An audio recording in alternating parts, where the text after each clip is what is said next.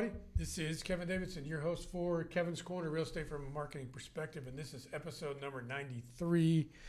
It is the week after Easter weekend, and the Friday before, I go on vacation. So I will not be here next week. But I have an exciting episode for you today because I have a very unique real estate agent on the podcast, the first timer and the first cowboy. But first, I always got to say that if you are a real estate agent or a vendor and you operate in the Fort Bryan County area and you'd like to be on the podcast, give me a call. I'd be more than happy to put you on. 832-654-0527 or email me at kevin.davidson@stewart.com. And I cannot do the podcast if it wasn't for my entire support staff, Jennifer Smitis, Caitlin Korner, Devin, Van Wynn, and Kate Cannon in the Richmond office, and everybody that supports them and supports me. If it wasn't for you guys, I could not do the podcast. So let's get started with episode number 93. This gentleman right here sitting next to me, his name is Dennis P. Nichols. He's from Heartland Real Estate, and I'm going to let him tell you a little bit about himself when we get started. So introduce yourself and tell everybody who you are. Howdy, I'm Dennis P. Nichols. I'm the country boy realtor, and I live in Wharton, Texas. I'm with Heartland Real Estate Company out of Cypress, Texas, and I'm trying to market myself primarily in the Wharton County, Matagorda County, Fort Bend County areas to be more precise about my knowledge of geographically in the real estate business. Awesome. So what were you doing before you got into real estate? It's been a long list. Cows? Well, yeah, I started out punching cows and farming, working with my dad out in rice and soybeans, and we had a flying business also.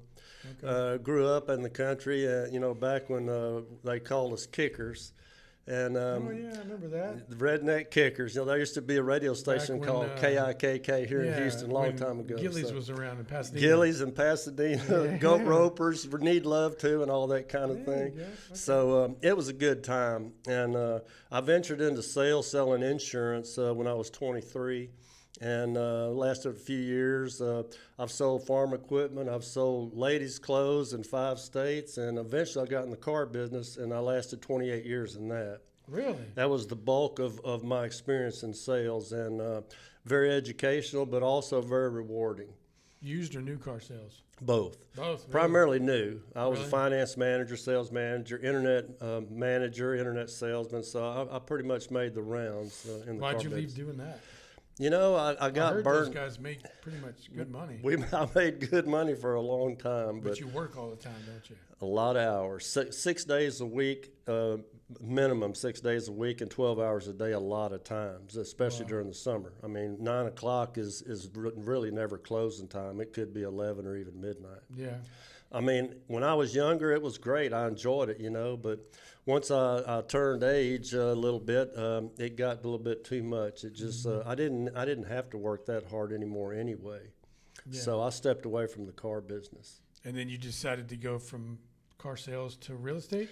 I went, I took some time off to take care of my mom and be more family oriented again because I was gone for so long. I moved back to Wharton. And, of course, then COVID came, and my older sister decided to get into real estate. So I thought, well, what the heck? I may as well give it a try, too. So I went to Champion and took the courses there and then had my exams taken. It took me 3 times to pass the state, I hate to admit. But anyway, I passed it. Most agents don't pass it the first time. It's not easy, I'll tell you for sure, especially for me. I started out with Keller Williams and Cinco Ranch, and then I moved to Heartland in July 23. Okay. And it's been challenging, of course. When I got into real estate, it was kind of bottoming out a little bit. Rates got higher, and this is just what I was told because I have no previous experience in real estate. Mm-hmm. But I was excited about real estate anyway, just being in sales again, because I was gone for so long from selling. So tell us a little bit about Heartland Real Estate. Heartland Real Estate Company has been in business now about 4 or 5 years. The 2 brokers work together for Capital Bank, Capital I can't remember the name of the company. Capital One? Capital One possibly, but they worked together, and they decided to break off and open Heartland Real Estate Company, just the two of them. We're a small brokerage. We only have about 6 agents, 7 agents at the most, but they're very knowledgeable. I've learned more in a year and a half or more with Heartland than, of course, I haven't been in it that long, but more of technical things and more practical things that I can use on a daily basis on how to work with clients. Okay. So how long have you been a real estate agent? Be 3 years in July. Okay. And in the 3 years that you've been a real estate agent, what would you say is your favorite niche in the market? You like working with buyers, sellers, leasers, investors? Right now, to this point, I've been mostly a buyer agent. Okay. I've been hosting open houses, and by the way, open houses are a great way to acquire clients because I have acquired clients that way.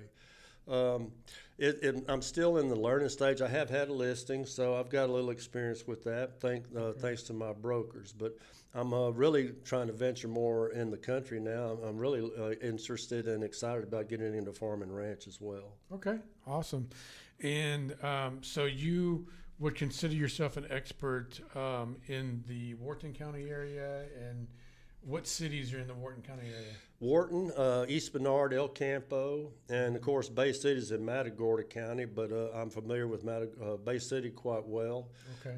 And I'm getting more familiar with Fort Bend, like Richmond, Rosenberg, and Sugar Land. And I've done some business in Katy and Fulshire as well. So because there's a lot of growth going in the Fort Bend County area. There's more growth than you can keep up with. Actually, every time I turn down a different country road, I see a new subdivision being built. So it's pretty exciting. Yeah, I live over in the Pearland area, and you can't really expand anymore because if you do, you're going to hit the water in Gulf of Mexico. So I think we're pretty tidied up where we're at. So all the growth is west of Houston and north of Houston, between Woodlands and Conroe. Yes. New Waverly and Madisonville and Huntsville and them kind of places. So, Yeah. So you've been an agent for 3 years, approximately 3 years. What have you done? How do you get your leads right now? What have you done so far to market your business? Well, like I said, I did acquire a client, a couple of closings through open houses, but also referral. I've received referral, and I've had repeat business with a few closings that I've had as well. Awesome. I don't have a lot of experience yet, and I haven't had that many closings, but I've been successful with the clients that I have attained, and acquiring clients is still a little bit of a not so well doing right at this point. That's country talk. But hey, I've had a lot of agents on here speaking different languages, so don't worry about it. You know, how we do it in the country is a little bit different. We sit on the back bumper or on the wheel well, and we talk over a piece of property, or you know, I like to get to know people that way. It's a lot more laid back with me, but once I acquire clients, I feel right at home. But getting my name out there and acquiring the business is still a little bit of a shell to open for me. That's what you're working on right now, right? Exactly. Well, with you, Kevin. Yeah. So, what are some things that you want to do in the future to market your business and get your name out there? Well, like you ever introduced me to the Google business page, that is an excellent source, which I want to learn how to operate. But YouTube. I've learned from you that YouTube is an excellent avenue or excellent resource of marketing myself. And I need to get in the habit and more comfortable with making videos. I have a little bit of fear of that because I don't want to sound stupid, or I don't want to look like I'm an idiot doing it. Well, I mean, you are a country boy, so I mean, you just got to go with it, dude. You're right. I mean, you know, how we sound is how I sound. Exactly. How we sound is how we sound, and how we sound to other people really is normal. How we sound to ourselves, I guess, I have to criticize myself a lot in that respect. Well, but people are more critical of themselves, but what you need to learn. And not you specifically, but everybody that's trying to run their own business is stop worrying about what everybody else thinks. Exactly. Just do it. Just do what you want to do to market your business, because if you keep worrying about what everybody else thinks, you're never going to get anything done. Exactly. And you're not the only country boy out there. So you be yourself And you're going to attract other country boys and country girls that are going to need real estate because you have something in common. Yes. So it's not about am I doing it right or wrong. It's about am I even doing it at all. Exactly. And that's the key to it, doing it and being consistent. And you have a great marketing tool. I mean, you're a country boy. You wear a cowboy hat. I don't know too many real estate agents out there that have this persona. So you need to capitalize on it. Thank you. I appreciate that. I'm being most comfortable in the skin I'm in is most important for me, and being myself. In the car business, I tended to be an actor more, and they always taught us to be an actor in the car business because, if you didn't get the sale right here on the spot, then most likely you didn't get the sale. Mm-hmm. What I love about real estate is it's about building relationships, not just with clients, but building relationship with you, title companies, with insurance people, banks. It's a really wonderful operation, especially for me because I'm a real person. I'm a people man. Mm-hmm. I like the people. I like being amongst the people, and I feel most comfortable doing that. But I just want to make sure that I know what I'm talking about, and that fear creeps in a little bit once in a while. You'll get over that with experience, and you'll get over that with consistency and trial and error. But don't worry about what people think about the way you sound or the way you do things, because the people that you rub the wrong way because you are who you are, you don't want to do business with them anyway. You're right. Okay? You're right. Because they're just going to be a pain in your, all right? And the people that you don't rub the wrong way or you have something in common with, that's your niche. And what I always say, if you find your niche, they'll make you rich. If I find my niche, that'll make me rich. And I'm going to follow that guideline because, making a lot of money shouldn't be too laborious, really. I mean, it ought to be fun, but it ought to come easy, And I like I said, I like talking to people, but feeling comfortable with just who I am. I'm pretty comfortable with who I am, but I do worry sometimes about how do I sound to a potential client, or do I sound intelligent? As long as you're professional, it doesn't matter how you sound. That's a good point. Okay? That's a good point. It doesn't matter. And if it does matter, move on to the next client. You're right. Okay? You're right. I mean, I have I deal with all kinds of real estate agents from all parts of the world, speak all kinds of languages, and believe me, I am not perfect when I talk to people and things like that. But you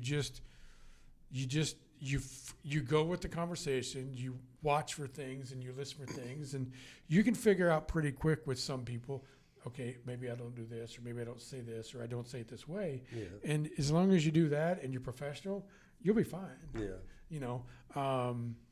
And believe me, there's a lot of cowboys out there that need a house. You're right about that. So a lot of them are still in wooden houses. They need to upgrade. What you need to do is you need to print you about 10,000 business cards and go hang out at the rodeo every day. That's right. And so, but you'll get there.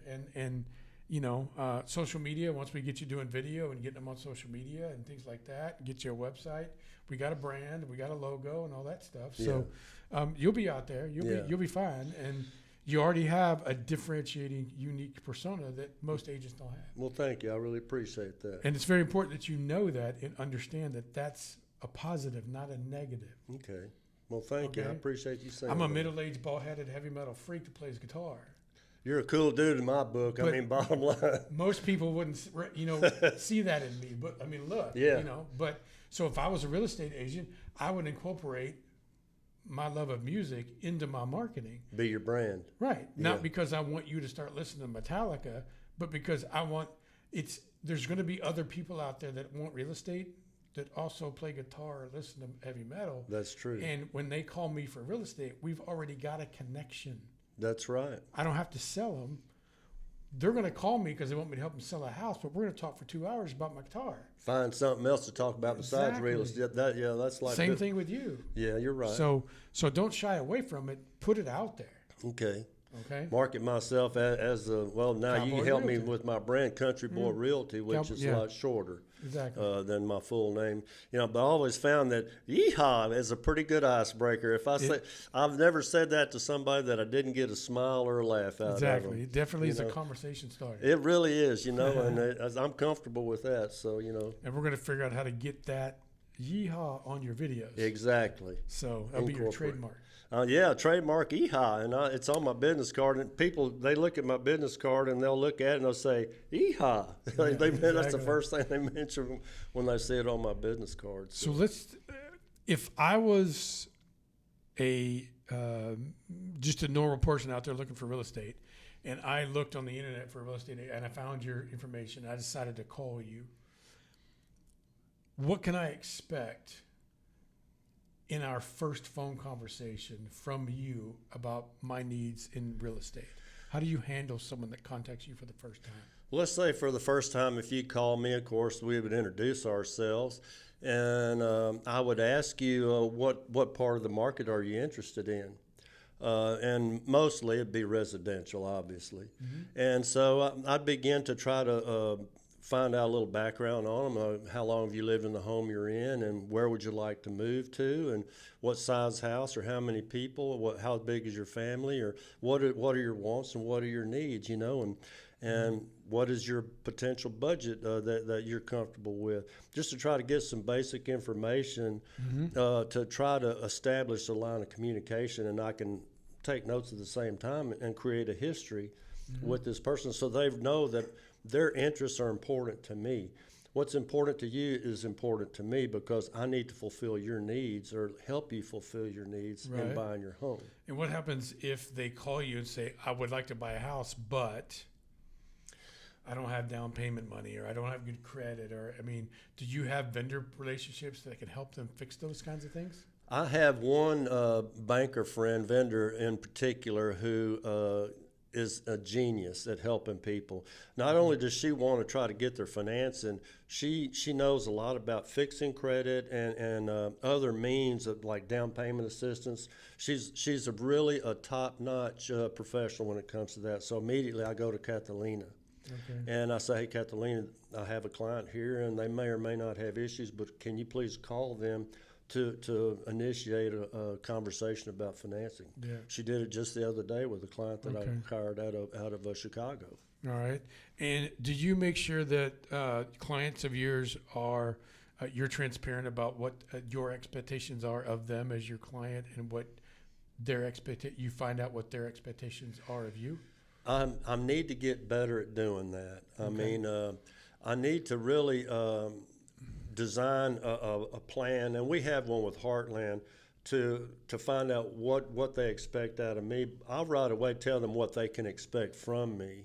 They can expect for me to be punctual, professional, friendly, and courteous to their needs and whatever they may be shy about. Some people don't want to talk about their credit, because they're afraid they can't get approved for a loan anyway. Yeah, but they have to when it comes to a real estate transaction, or you don't even, the door's shut before you even open it. Exactly. Finding out what their buying power is before we go out to look at a property, I learned the hard way. Yeah. I showed 20 properties to one client in 1 week, and they wound up not even being able to qualify.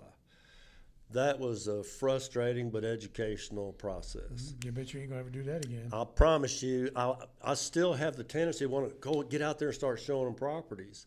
But I pull back and I say, well, wait a minute, have you been pre-qualified? Are you pre-qualified? Are you pre-approved for a loan? Yeah. And they said, well, I haven't talked to a banker yet. I said, this is what we really need to do before we get started to make sure what we're looking for and what you can afford. Because if you're showing someone $500,000 houses and they only get approved for $275,000, that changes everything. And unless they got a bunch of cash in their pocket. And I'm probably going to lose them as a client because they don't want to admit to me that they can't afford it. They'll find another agent that will help them, that will go take the right direction. Start from 0 and go to 10. Yeah. I can't just start at 10. I have to be mindful of them and their time and my time. Awesome. So, are you on social media? Yes, I am. I'm on Facebook, Instagram. I'm also on TikTok. And there's one other one. LinkedIn? Which one? LinkedIn? Not LinkedIn. I need to get on LinkedIn. I'm not on YouTube? LinkedIn. I'm on YouTube. And I'm on Google Business Page. Okay, yeah, cool. Exactly. So you can find you. People can find you on social media. Exactly. tell everybody how to get a hold of you. What's your phone number and your email address? My phone number is 512-791-0462. My email is Dennis at DENNIS at heartlandreco.com. All right. Everybody, this is the Country Boy Realtor. All right. You don't have to have a cowboy hat to call him, but it helps. He hadn't got me one yet, so I don't know.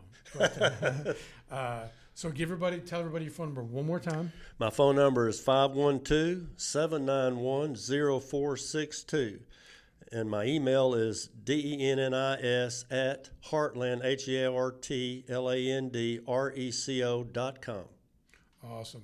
This is Dennis P. Nichols, the Country Boy Realtor with Heartland Real Estate. You guys, if you are looking for something that is west of Houston, west of 99, that's pretty much where he specializes in. And like I said, if you're a cowboy, cowgirl, you like that kind of lifestyle, this might be the better agent for you. He's got 3 years under his belt. He's got a good brokerage behind him, and he knows what he's doing. So give him a call for anything real estate. Yeehaw. There you go. I want to thank everybody for watching the podcast. This has been episode number 93 of Kevin's Corner. Again, thank you to Jennifer Smitis, Caitlin Cornick, Devin, Van Winnen, Kate Kennan, and everybody that works for us. And I always say at the end of the podcast, if you're a real estate agent and you need title services and you're not using Stewart Title, shame on you. I will find you and I will call you, and we will have a conversation. You guys have a great weekend. See you until next week. Bye-bye. Thank you, Kevin. Yes, sir.